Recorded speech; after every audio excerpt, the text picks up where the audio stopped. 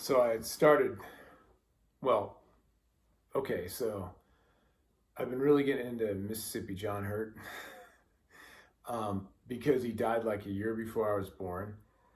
He recorded these like songs in 1928 and then the stock market crashed. And then he's just a sharecropper, cowherder, railway tie down in Mississippi. And then they found him, some folk revolution in the early 60s, right? So then these two songs on this like compilation folk album that was very successful throughout the world, and people just heard his playing.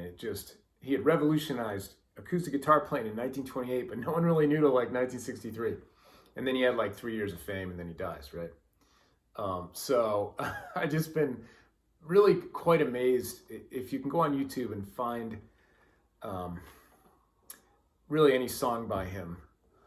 I like, what is it? The Angels Led Him Away, but that's not the name of the song.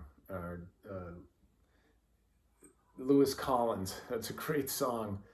That song, Candyman, just like his finger picking, like it's just, and his voice is so beautiful and soulful, and he's such a mellow guy and a religious man, and like, faith's important to him, so he does some hymns, and it's just, man, he's just so touching, like everything is so intimate.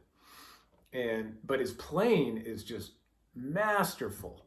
And you listen to it and you're like, oh yeah, that's easy. And then you try to play it and it's not.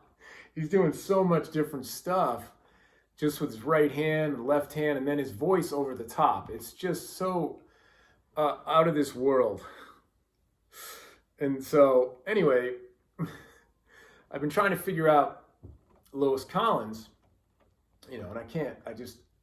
So I've been going into different tunings to try to not really cheat, but because I really want to sing and play the songs. I really love it, right? But I can't play it like him, which is totally fine.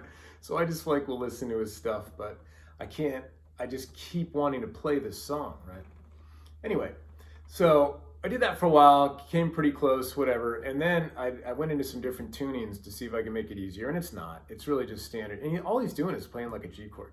G chord, C, and F. But it's just what he's doing with his notes and stuff is just phenomenal. And it's just syncopation. It's just fantastic.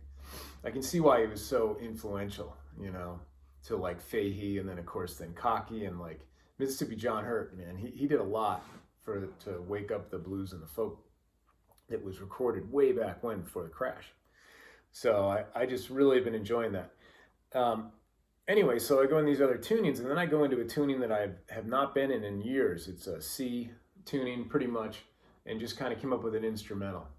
But I'm only really using like 3 of his notes in it. The rest is just an instrumental I've devised, which I'm going to just record right now.